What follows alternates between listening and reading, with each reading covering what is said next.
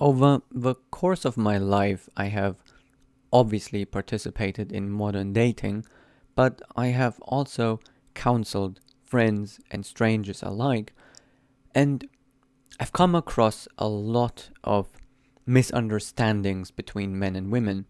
But there's no misunderstanding quite like this one, and this one has taken me a lot of time to realize myself.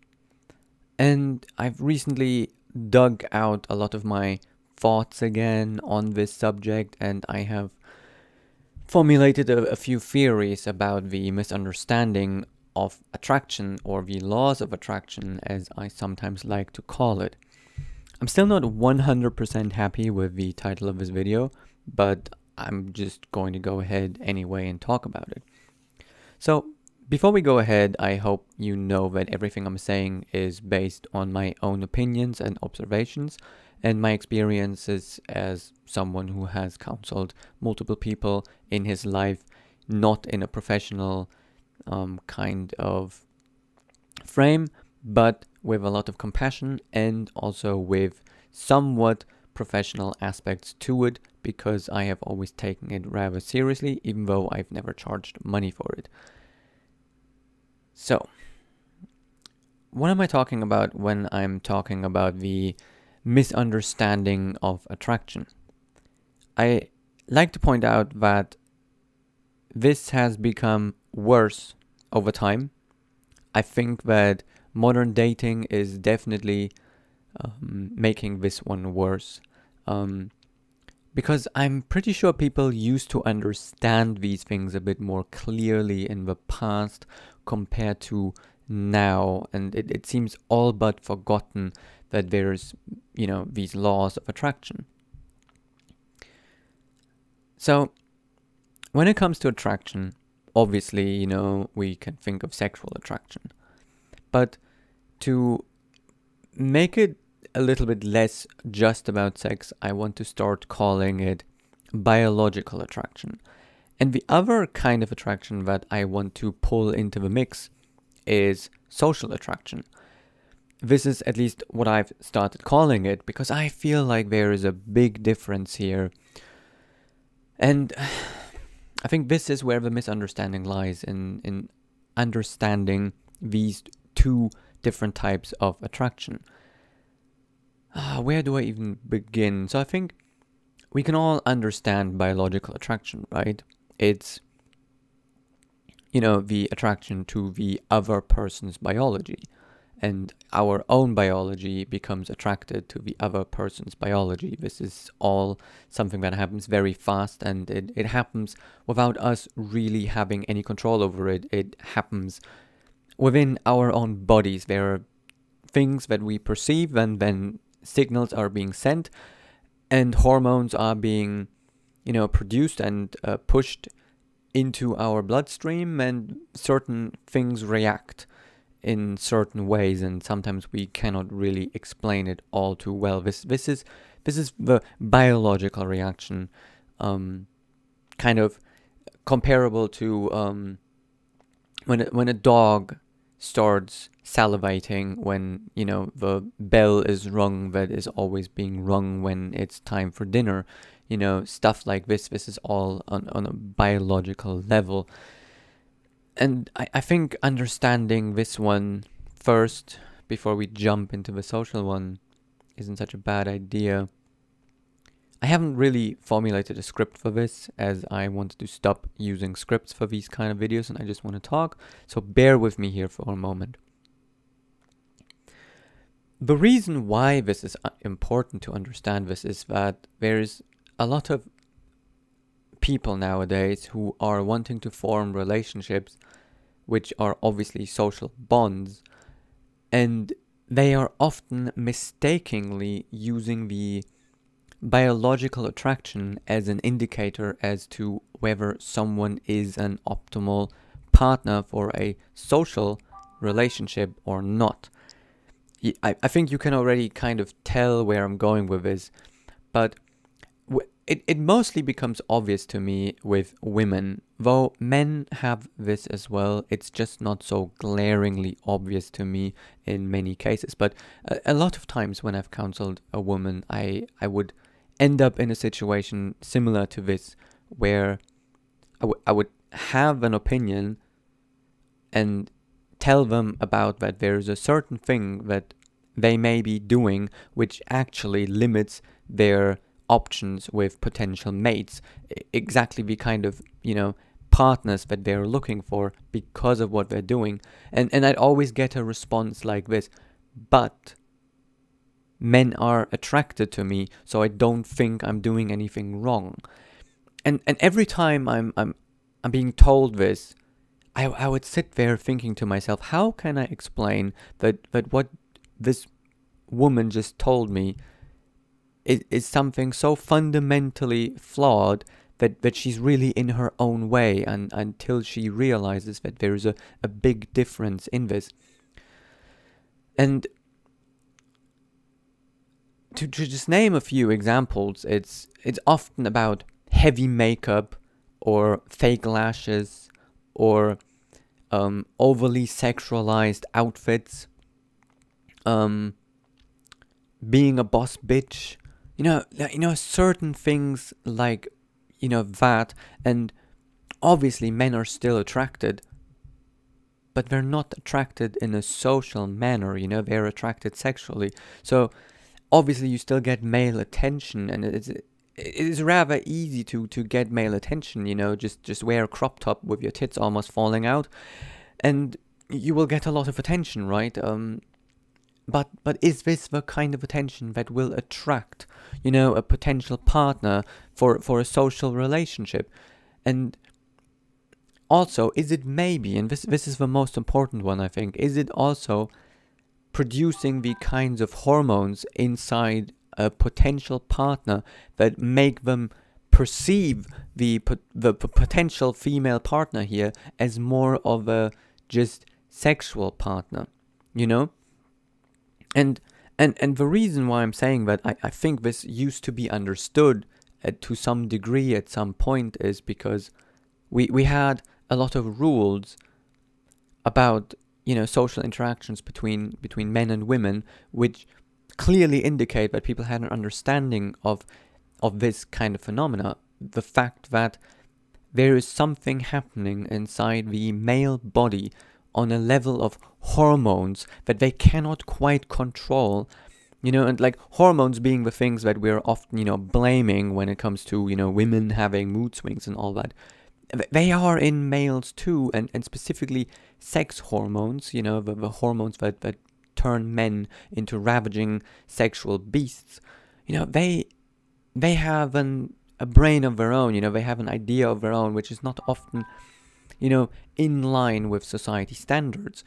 And so, when a man sees a woman that is like a fertile, female in the right age and in the right peer group, there's always going to be a biological reaction where the body gets ready to mate, and this in turn turning the male horny, because the male is, primarily responsible for producing offspring and as much as possible, so to mate with as many females as possible. And so in a way, all these things like makeup and, very over-sexualized clothing and all that is actually something that we see more often with males in, the animal kingdom, where we would have birds peacocking, to just use the term coined by the peacock, literally. And the birds, the female ones are usually more plain, like if you look at birds, then the male ones are always pompous and colorful and trying to attract female attention with these kind of things. And the females are usually more, down to earth, plain, just a brown bird, and, it's quite the opposite of the male one. But it has become kind of the opposite when it comes to males and females in human society.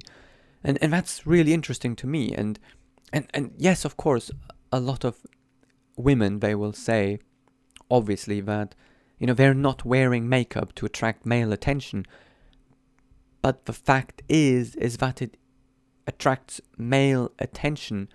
And so whether it was intentional or not, this is what you're getting. And in a way, you doing it will obviously have a reason. Like, you enjoy doing it for some reason. And if it's not for the attention that you're getting because of it, then maybe it's just a hobby, it's just artistic and all that. But this can, in fact, actually limit your options, because I have actually talked with a lot of guys about this, and I've heard a lot of guys talk about it, and there are girls that downright will tell their guy, oh, if you don't want me to wear fake lashes or fake nails or this and that and everything, and do all these things for my own beauty so I can feel more comfortable and I can feel more beautiful, then you're not the right kind of guy for me. But I think what these girls aren't understanding is that these beauty standards were never really imposed by men. And I can already hear a lot of, angry ladies screaming right now, and I don't want to sound condescending or anything here, but I know for a fact that there would be a lot of people taking issue with this kind of statement. And the reason I'm saying this is because far and wide, I'm pretty sure that most men want to just date real women. And, all these arguments about the porn industry and, fashion industry and movies and all that, no one ever said you need to look like that. Just because we like porn stars to look a certain way does not mean that we want our wives to look a certain way. It's a fantasy for a reason, If it's, something to fantasize about, or something that's supposed to target our hormones, of course it's going to be polished into the highest degree possible. And I think this is where some of this misunderstanding is also applying to, the whole idea that, when porn stars look a certain way, that, you would think as a woman, you also have to look this way. But this is not exactly true, because the goal of pornography is not to form a long-lasting social commitment with the viewer. The goal of pornography is to provoke. It's to provoke sexual arousal. And I'm pretty sure that modern pornography would be a bit extreme for, obviously, people that live in the Middle Ages, for example, or, in, the Victorian times or anything like that. But I am also very sure that quite quickly they will become very aroused by it. And so the idea that, men only enjoy makeup and shaved legs, and by the way, shaved legs is another topic I will get into in another video. I'm just going to brush over that one real quick. The idea that men like these things because of the porn industry is where the misunderstanding is also, showing its ugly face. Because it's the other way around. The porn industry is using these things because men like these. Men already liked hairless bodies in ancient Greek times, maybe even ancient Egyptian times, in Roman times. And it's not something that pornography has created. Rather, it is something that pornography is using to prey on men. Quite honestly, the ones most affected by this and the most abused by the porn industry are men, because pornography is targeting them so directly with this.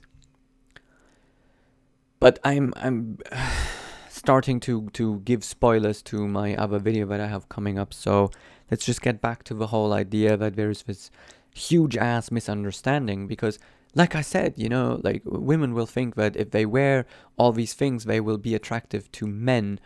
The problem with that is that you're attractive to the wrong kind of men, or maybe not even just the wrong kind of men, but you're setting the wrong scene. You're setting the wrong premise. You are provoking sexual fantasies within the male. You're provoking sexual interest within the male, and this is how you get their attention. So why would they do anything but be sexually interested in you if that is what you use to get their attention, right? This is why every time I counsel someone into finding a long-lasting relationship and a healthier relationship, the first thing I tell them is don't go on dates after 6 p.m. Don't go on dates that include alcohol. Don't go on dates that last longer than 30 minutes to an hour if it's the first date. Some of the most ideal first dates are sitting down for a coffee, going for a walk, or even just playing something. Grab yourself some tisch tennis rackets and find a public tisch tennis table and just play. Get some badminton bats and just play. You can learn a lot more about someone in 30 minutes of play than 30 hours of conversation, I think, sometimes. And, this is not saying that this should be every date, but maybe, like the first date where you're just trying to feel each other out, and then, because we can tend to excuse a lot of things in the other person, where we're not so sure about it, but we're kind of trying to convince ourselves, and then, biology is often taking over because we look at this person in front of us and they are a attractive person, and then, our body is trying to convince us that there can't be so many social issues here that we can't just pursue them in a sexual manner. And I think I've kind of lost my train of thought here, so let's just back up a little bit more and highlight again the importance to keep these kind of attractions separate. Because if you're going out and you're in these environments where there's a lot of men looking for females that are having these sort of signals, they may not understand it, but subconsciously maybe they're talking, to women that show these peacock-like, feathers on their bodies, talking more with women that, have fake nails and eyelashes and so on, because these are the ones that seem more interested in obviously having casual sexual encounters, because they are wearing the costume, they're wearing the signals for this. And so when it comes to an actual relationship, I think that a lot of guys will actually avoid these kind of girls, and they will be more attracted probably to women that have a natural beauty, that are not putting on tons of makeup. And this is again where I in conversations that I have with women about this, they will often then disagree with me, and they will say, no, but when I wear makeup, so many more guys look at me. And I will agree, yes. But this is where this misunderstanding is really taking root, and where it's really important to just rip it out before it can infest all other thoughts. Because just because you're getting more attention, just because more guys look at you, and just because more guys want you, doesn't mean at all that you are making yourself the most attractive social partner. Because again, like I said, makeup is provocative. It provokes, sexual tension. There's a good reason why there's a lot of people that would like to ban makeup in the workplace. Because makeup is kind of like giving women a bit of an advantage, because any male looking at them is kind of going to be a bit nicer to them, and a bit more forgiving, and a bit more, giving, just because, they are being provoked into having hormones, coursing through their body that make them, sympathetic to this female, because of this overflowing provocation that they are subjected to. And we see this all the time, right? And this is again the point I'm trying to drive home here, is that men are being targeted by these things because men have a disposition for it, because they are susceptible to it, because their hormones react very strongly to this. There's a reason why we use the term sex sells, and also again, this is why I think it used to be more understood. There's also a reason why we say that sometimes men think with their penises, because it is true, but it's not really that they think with their penises, it's just that they are very hormonal. And if you're living in an age where every time you open Instagram, every time you open YouTube, every time you open any social media, anytime you just walk around, because I handle a lot of magazines, obviously, in my job, I see a lot of covers, and my God, it is so difficult not to feel anything when you're looking at that. And also with the way that women are dressing more sexually provocative, it's really difficult even when you're trying. And I have been trying a lot in my life, not to be provoked into having my hormones becoming very imbalanced. But it's just not possible, because you are being subjected to these kind of things everywhere, and it works, and pornography was not created to sell razors to women again, or like shaved legs were not, something that, became a thing in pornography so that women would start buying razors. More so, the porn was made to be more polished, and I will get into more detail about, why, shaved legs are important for a more polished fantasy. But pornography is really targeting men, and has been targeting men, and now more than ever men are being, targeted, and are wasting a lot of their resources on porn instead of actually, creating families and using this money for good. Less and less, men are obviously getting married. There's far less children, and there's more single people, even up into the 30s. And it's problematic because, while maybe we will not see the immediate effect of that, at some point there will come a time when all of these people are going to be miserable and unhappy. And while you're in your 20s and 30s, you can still get away with just having, like that bachelor lifestyle. But eventually there will come a time when you want to change that, and you will want to have a family, you will want to have a wife, you will want to have a husband. And far and wide, I think more men actually want to have a wife than women want to be a wife.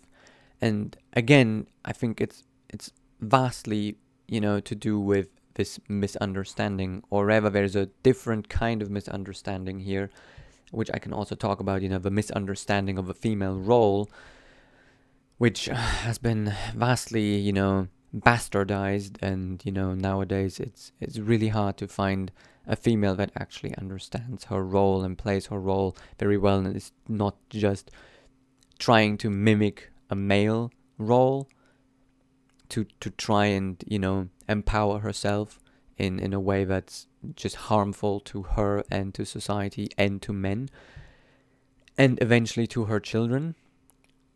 But that's a whole different topic.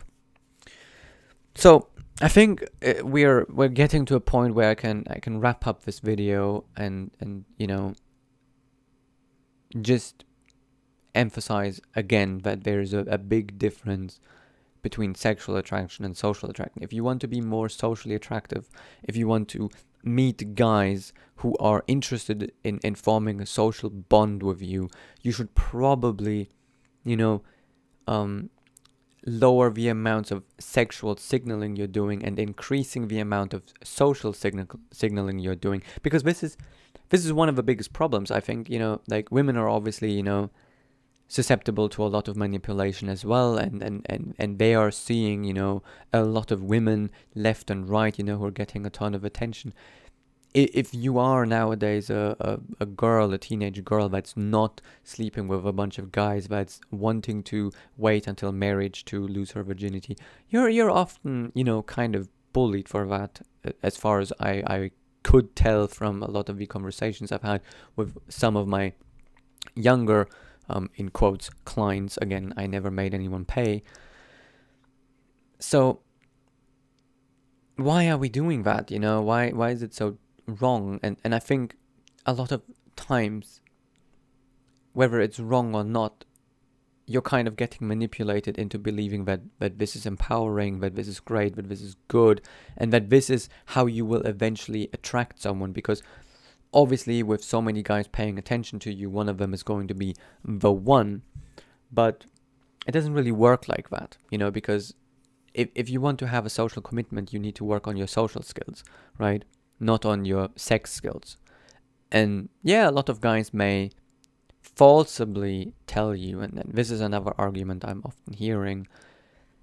They will say, oh, I would prefer a girlfriend that's good in bed than a good cook.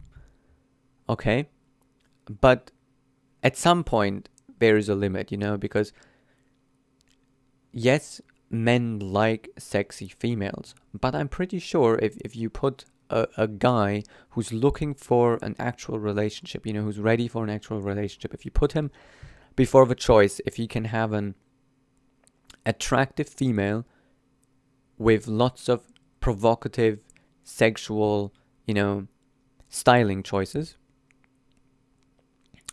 or a female that is, naturally beautiful, who has natural beauty, who's, clean, hygienic, takes care of herself without putting any like fake lashes on or fake nails or anything like that, keeping it just very clean and feminine, and this girl on top of that is also feminine, demure.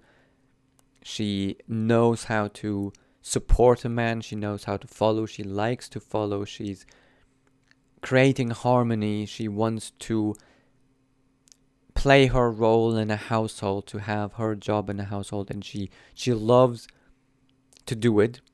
I'm pretty sure that most men will realize that sex and sexual features and being good in bed only gets you so far in a relationship, because at some point, yes, you don't need to know how to cook, but you need to know how to, play your social role, because it's a social interaction in which both sides have their role, You have to be able to complement a man in a social way more so than you have to complement a man in a sexual way, because again, biological attraction is something that men feel on a daily basis, most likely. I guess this is another thing that's sometimes really important to point out, is that no matter the man, no matter if they are married or in a relationship, there will always be biological attraction. If you're taking a man and he's married and you're putting him in the same room with a provocatively dressed young, porn star, there will be a reaction, a biological reaction. And I don't want to scare a lot of women now into thinking that, they can't leave their men alone with women, because, as I said, there's also social attraction, and I know for a fact from some of the men I've talked to, and also from myself, that biological attraction only gets you so far. And I will admit that, yes, of course, even when I'm in a relationship, I will feel biological attraction, but it is kind of repulsive in a way. It makes me kind of repulsed, not guilty, but repulsed, actually repulsed. If a girl that I'm not in a relationship with, would just try to provoke me into a biological reaction, it would actually repulse me. The social attraction would take priority here, and it would leave me absolutely turned off, and I'd absolutely be able to resist because of that. And I think a lot of men are in the same boat, because again, sexual provocation works. Sexual provocation is going to always get you a biological reaction, but just because you're getting that biological reaction does not mean you will also get the social reaction that you want. out of the guy. I briefly said that also guys have this misunderstanding. But as I said, it's a lot harder to really pinpoint. I'm still kind of, unsure about how it's really showing in guys. But guys also don't understand this about themselves. And I think this is the biggest problem, because if you were to understand this about yourself, if you were to understand that there is a difference between, sexual attraction or biological attraction and social attraction, you would also know a little bit better how to actually find a girlfriend. I was in this boat for a long time. I would pick my mates mainly by sexual attraction. Partly because I've kind of given up on finding someone where I could have both. Because, quite frankly, modern dating has kind of ruined my trust in modern women. And I think a lot of men are in the same boat here. It's no secret that a lot of men are opting out of the dating world because it is so monopolized by women and only for their own gain. And like men are often being led to believe that the woman that they're talking to has social intentions with them, when in the end as soon as they get bored they will kind of move on. And I think it's also kind of a trend for a lot of women nowadays to just see if they can get guys interested in them, if they can provoke them into biological interest. And what they're not understanding is that they're ruining a lot of things for these men in their social pursuit of a social relationship, and like in the capacity that these men are going to lose trust in women because they're giving chances to women who are obviously not ready to have a social commitment, and who have spent too much time honing their sexual skills and being more sexually provocative every day than to hone their social skills. And by that I mean conversation skills, negotiation skills, skills that allow you to create a harmony with another person who's not thinking the same as you. Because it's easy to have harmony with someone who thinks exactly the same way as you, someone who's just going to say, yes, I agree all the time. It's different when you have to deal with someone who may or may not have some different ideas as you, and how are you going to negotiate that if you've never paid attention to this, and the only thing you understand is your own needs and what you want, which is not always the most important thing when it comes to relationships. And so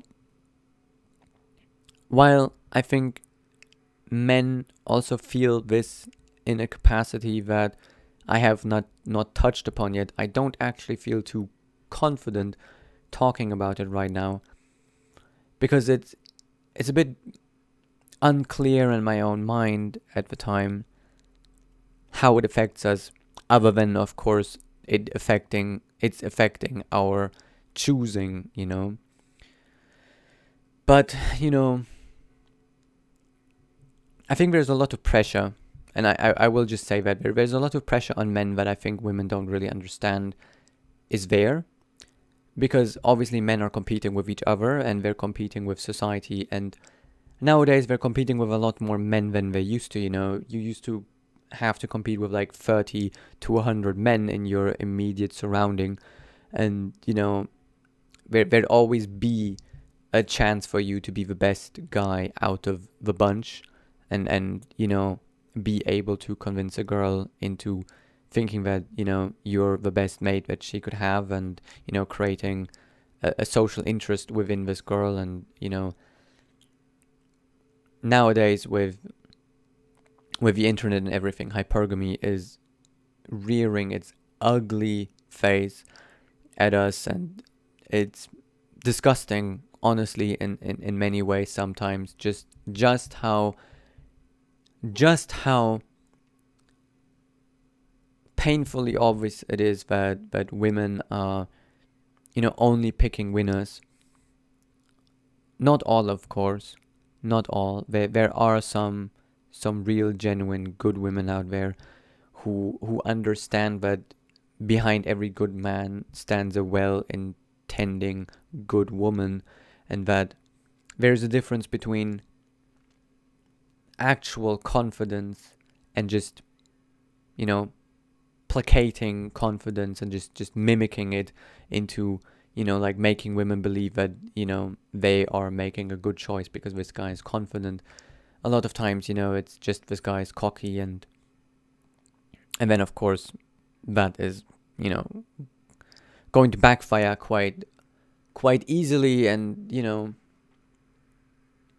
something I've always found interesting was, this bounce back thing where, girls, they would be in a relationship, and then the relationship ends. It's a little bit tragic, they're a bit sad, and then they always have this glow up, where they, become kind of more provocative, like some have an actual glow up where they actually start improving themselves, and they're taking care of their hair more, they're taking care of themselves more, and they're also learning some social skills which may or may not have been part of the reason why their relationship failed. Of course, there's always both sides involved. I just think that in the case of guys, they're held more accountable to their social skills when a relationship ends than to their looks, There's a lot of trends on TikTok that I quite frankly hate. Like, when a girl posts a bunch of pictures of herself or just a video of herself and then says something like, imagine having to explain that this is your ex. It's like, do you think that sexual features and like provocative makeup and being attractive are the only things that matter in a relationship? Because maybe he's going to go on and he's going to work a little bit on his social skills, and he's going to meet a woman that has social skills as well, and then he will realize that he has been socially and emotionally neglected by you, and that is why he had left and why he broke up with you. And the fact that you're posting something like this is making me believe that this might have been the case. Obviously, the men in these kind of scenarios are often not, free of guilt either. There's a lot of men that do a lot of shitty things.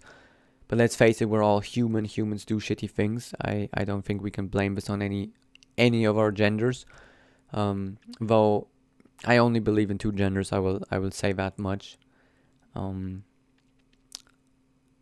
I respect people's choices, but I only believe in two genders. And so, like often you would see these girls, they have these glow ups, but they're actually just becoming more slutty, and they're going on about how, they're, not slaves to men anymore now, and that they now have a lot of casual sex and they do whatever they want. And again, this is the misunderstanding that, this is sort of supposed to be desirable, you're, trying to get back at the world here, you're trying to get back at men, and you're trying to prove that, prove yourself in some way, but in the end, you're kind of making yourself less attractive in a social way, even though you become more attractive, and maybe you will have a lot more male followers on your social media, you will get a lot more attention in bars, and this and that, and you will have a lot more guys hitting on you and asking you out on dates. But as I said, this does not equate to guys actually being interested in a social commitment. And even if they are, it doesn't mean that you're capable of it. And so I think it's very important to understand that, and so that if you want to actually find love, if you actually want to find someone to be with, whether you're male or female, I think it's the one thing to take away from this whole fucking ass video, which is way too long and, unorganized. I think the one thing to take away from this, if you've been listening, is look for the social skills in your partner over the, sexual features of your partner, because sexual features, they will only get you so far. I've said it already in the video. Ideally, you'd find both. Ideally, you'd find someone that makes you on fire, sexually, but also socially, and who is capable of keeping you on your toes, both both in a biological sense and in a social and cultural sense, and because that, and in a mental and emotional sense, because this is so important. Having these sort of skills is important to navigate a relationship, because a relationship isn't just sex. Of course, a relationship is both. Though I'd kind of say that it's a lot easier for a woman that has been, not very sexually adventurous and has been more of a wallflower most of her life, to learn how to have exciting sex than it is for a woman to learn how to be empathetic and learn all these social things, all these social skills, like, all the communication and all the feminine traits that, men need. It's not about wanting, it's about needing, and also children need these traits. It's not about wanting. Again, we don't want women to be a certain way, we need women to be a certain way, just like women need men to be a certain way. Because again, another one of these misunderstandings is that it's all about wanting. It's not all about wanting, it's about needing, and it's about, being the one person that someone else needs. And if the only thing that somebody could need from you is your sexuality, is your skills in the bedroom, then that does not make you a very attractive, social partner. So you should think about, what do you want a guy to need from you? Do you want a guy to need a blowjob from you when their hormones are acting up? Or do you want a guy who needs from you to have a partner who holds them accountable, who's able to have an intellectual conversation, who they can negotiate with, who they can raise children with, who they can trust to know what they're doing when raising children, who has good values and boundaries and is able to talk with them in an open and uninfluenced way, Because if, to quote someone, if pussy is all you have to offer, then pussy is all I want from you. And so this is why I'm saying it's a bit dangerous to go around, peacocking and displaying a lot of sexual provocation for male attention, whether you're aware of it or not, whether you're doing it for yourself or not, if your intentions are to find a social relationship. I think at this point I have repeated myself far more than I've wanted, but this is the branding that I'm going for. I want to go for raw, uncensored thoughts, sharing them with you in a way that, isn't scripted, isn't manipulative. I'm not going to be using any sort of tricks to make you listen to me. I'm not going to use the influencer voice. I'm not going to do any of that. Because if you're interested in this kind of thing and you want to learn something, then you will listen anyway and you will pay attention anyway. And with that, I want to thank anyone who's watched until the end, and I'll see you the next time I have a need to get something off my chest.